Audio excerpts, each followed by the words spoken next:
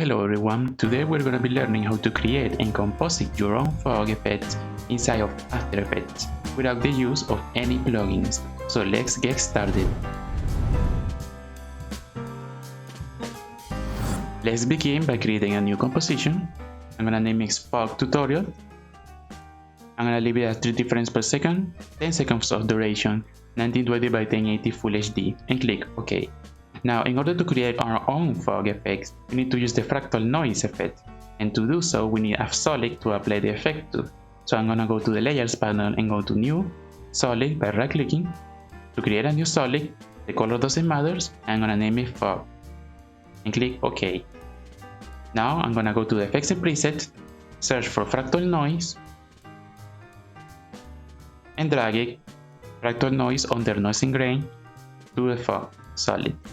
Now here we have our quote-unquote fog. Let's increase the contrast so we can differentiate the white and the blacks a little bit better, which is going to help us when we are compositing this fog. And we can leave it at basic on soft linear. You can change it to dynamic if you want a more cloudy effect like you can see right here. But for my intents and purposes, I'm going to leave it at basic. Now let's go to the transform and change the scale to make it bigger and more like actual smoke. We can also change the complexity to make the fog more detailed, the smoke have a more detailed effect. As you can see, if I increase it a lot, it's hard to see, but it's increasing the detail of the fog itself. I'm gonna leave it at 6 because there's not that much difference and it's only gonna make the rendering slower. Now, if you wanna make more of a horizontal type of smoke, you can untick the uniform scaling and change the width and the height separately. You can make like an horizontal smoke and move it around on the x-axis to make like a more scene that goes from left to right. But for this tutorial, we're gonna stick to the uniform scaling. Now let's animate this fog so it moves around naturally over the scene. Let's go back to the beginning of the timeline and let's put a keyframe on offset turbulence. I'm gonna click here to select the beginning of the movement that I'm gonna have. I'm gonna put it right here. I'm gonna go to the end of the timeline, select offset turbulence, and move it a little bit upwards so that way it moves in a diagonal direction. Let's see. Great. And if you wanna make it move faster, all you have to do is to move the offset turbulence farther ahead at the end of the timeline so that way there is more distance for it to travel. But I'm gonna leave it as it is for now. Now let's animate the evolution, which is this parameter that is gonna make the smoke behave like actual smoke, like this. It's gonna evolve the effect over time. So let's go to the beginning of the timeline, set it to 0, click on the stopwatch to create a keyframe, and go to the end of the timeline and set it to, let's say, 3 rotation. And this is the more rotations you give it, the faster it's gonna animate over time. I kind of like this balance that we have right here. It's moving really nice, very natural. It's moving a bit too fast, so we can maybe reduce it to 2 rotation. Much better. Now it looks very natural, very seamless. And now our fog effect is ready. Now let's composite this fog over a scene, over a video, and even over some motion graphics. Now I'm gonna go to my footage. I'm gonna drag some royalty-free footage under the fog. I'm gonna change the blend mode to screen. This is one way you can composite it. Now the downside to this is that it's gonna brighten up your scene, so it's gonna change the exposure of the scene. It's gonna make your scene brighter and more white, which is not something you might want. Now let's make this a little bit better by adding a tint effect to our font. We search for tint and we drag under the color correction tint to the fog, and now we can set a color for the white of the fog to a color of the scene. And now it looks a lot more seamless, and we can tweak the opacity of the fog by pressing T on our keyboard to open up the opacity, and we can change how much of the fog is showing to make it a little bit more natural. Maybe leave it at 45, and this is not really that bad. It's not amazingly professional, but if you can make multiple fogs and animate them separately, you can get a really natural effect over your scene. Now another way you can composite it is by using the overlay blending mode, which is gonna increase the contrast of your scene greatly, giving it a more cinematic effect. We can also, of course, reduce the opacity to make it a bit more subtle. And then we have our smoke floating around in our scene, in our footage.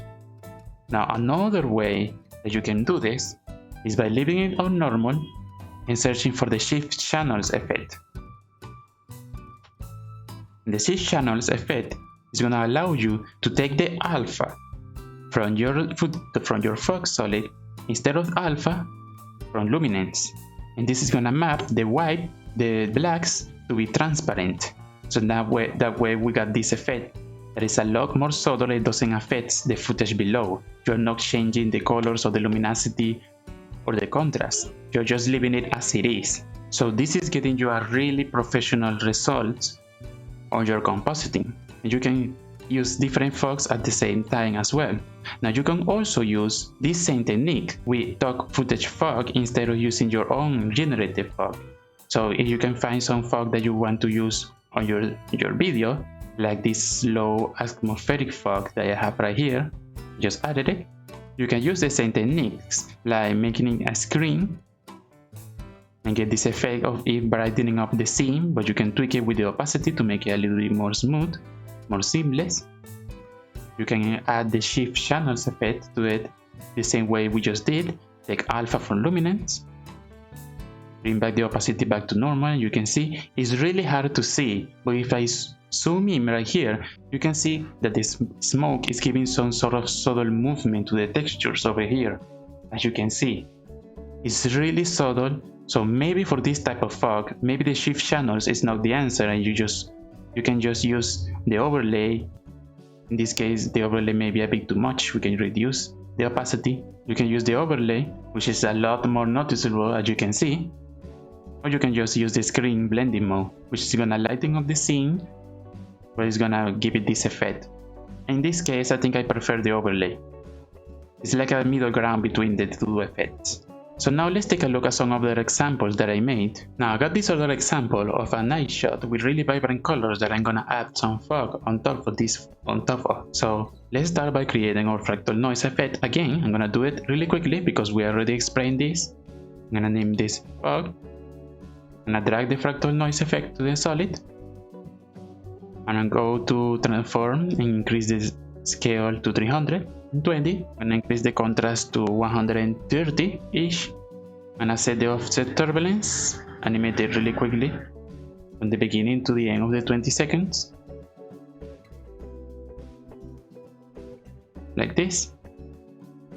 I'm gonna make it an horizontal movement, so that way we can make it move from left to right in the scene. I'm gonna uncheck the uniform scaling to increase the width a lot and the height just a little bit, so that way it looks more horizontal. So we can see we got this horizontal fog moving from left to right. I'm gonna animate the evolution from 0, and because this is 20 seconds, there is a lot of time to cover. So I'm gonna make this really fast, 5 evolution, so it's actually noticeable over time. And now our fog is ready. I'm gonna add some tint effect to it, so that way we can blend it better with the scene. Color correction tint, toggle switches and modes, or press F4 on my keyboard, and change the blend mode to, let's say, screen. Let's toggle the opacity. Let's change the tint to something that matches up the scene, like this clear magenta. Make it even less opaque, or maybe change it to overlay. No, let's leave it at screen. Now we got this subtle smoke animating along our scene. Looks really nice. Let's make it even less opaque. It's gonna be harder to see, but it's gonna make it more subtle. Now let's go. I'm gonna add some footage, some stock fog footage that I'm gonna have in the description below alongside the project files. I'm gonna add it on top of the video, on top of the fog. I'm gonna change the blend mode to overlay. No, I'm gonna change the blend mode to screen for now, just so I can see it better. I'm gonna reduce the opacity. I'm gonna add the tint effect. I'm gonna change the color again. And now we have increased the opacity a little bit more. So now, as you can see, we got this really intense fog on top of the background fog moving differently at different speeds, which is giving it a little bit more depth. But I'm gonna make it even better. I'm gonna make this move slowly, more slowly, because right now it's moving too fast. And I can do so easily by right clicking the menus, going to column and enable stretch. And I can stretch this video to make it last longer and go slower. Dragging this stretch factor right here is gonna make it kind of like a slow motion really easily. So now let's render it again and see what we got. And there we have it. We have composited two different fogs, one we created ourselves and another one from stock footage on top of a scene, moving in ISO. Looks really nice, looks really seamless. It can help you can get creative with it. You can also use this for motion graphics, and I'm gonna show you an example right now. Now, another interesting tool you can do with fog is that you can limit the area of the fog by using mask. So if you highlight your solid and you go to the ellipse tool and click and drag for the middle, you can create this ellipse around your fractal noise or your fog to limit the area of the smoke. And you can go into the solid itself, into the mask, you can change the feathering to make it look more like a cloud that seamlessly blends with the rest of the scene, like this. And you can control how much you can see of this cloud by changing this mask expansion parameter down here.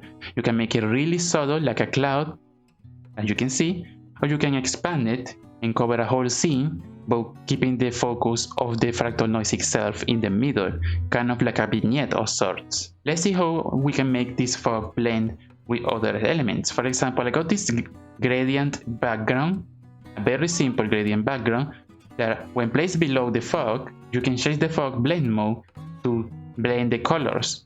Now let's see, I'll be using this. Now the reason why I'll be using this max expansion limiting effect is because this is very useful for logo animations. For example, you can keep the fog around the middle, so that way the attention is diverted to the logo itself that is in the center of the scene. Now right now this composition is a logo animation that I made while preparing this video, just for fun, of a bunch of effects right on top, one of each other, blending together. So this is just a bunch of particles and color corrections and the background, but what I want you to focus on is how this fog is interacting with the rest of the scene. So you can still see the fractal noise in the background subtly around here, and by changing the opacity of the layer of the fractal noise layer, you can change how much it influences the brightness and the coloring of the scene. And you can change the blend mode to get different effects. For example, if I make it normal, then the tint has a lot heavier influence on all the different other colors that we have from our scene, and we can tweak it by moving around the opacity.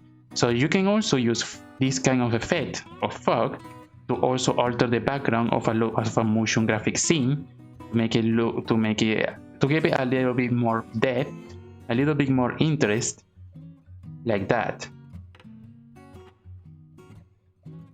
Just really interesting. And you can change, like I said, you can go back to the mask and expand it so you can influence the rest of the scene a little bit better. You can expand it all the way you want so you can cover the whole screen, but with the main focus of the fractal noise effect being in the middle, which is where the logo will be animating on.